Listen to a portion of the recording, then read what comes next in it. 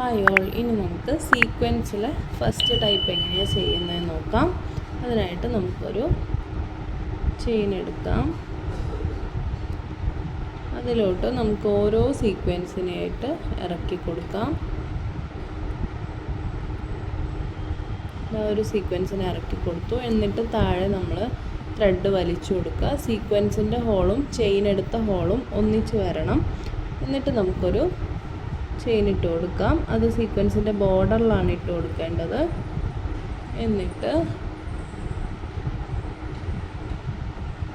അടുത്ത സീക്വൻസിനെ കോർക്കുക, അതിലോട്ട് ഇറക്കി കൊടുക്കുക. വീണ്ടും ഈ പറഞ്ഞ പോലെ സെയിം ഹോളിൽ രണ്ടാമത്തെ ചെയിൻ എടുത്ത ഹോളിൽ കൊണ്ടുപോയി നിർത്തിയിട്ട് സീക്വൻസിൻ്റെ ബോർഡറിൽ നമ്മളൊരു ചെയിൻ എടുത്ത് കൊടുക്കുന്നു. ഇങ്ങനെ റിപ്പീറ്റ് ചെയ്ത് പോവുക.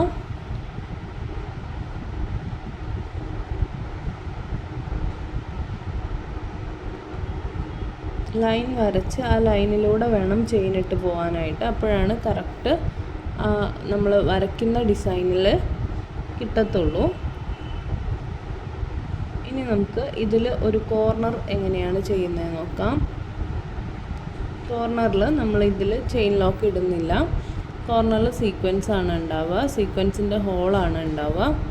അപ്പം ഇവിടെ ഒരു കോർണർ പോയിൻ്റ് ആണെന്ന് കരുതുക. നമ്മളവിടെ സീക്വൻസിനെ ഇട്ട് കൊടുത്തു, അടുപ്പിച്ചു കൊടുത്തു. ഇനി നമുക്ക് ഇങ്ങോട്ട് ചെയിൻ എടുക്കുന്നതിന് പകരം നമ്മൾ ഡയറക്ഷൻ മാറ്റി കൊടുക്കാം.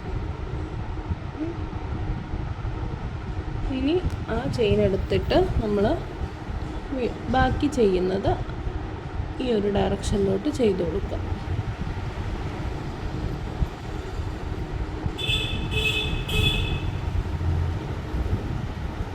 അങ്ങനെ ഇട്ട് കൊടുത്താൽ മതി.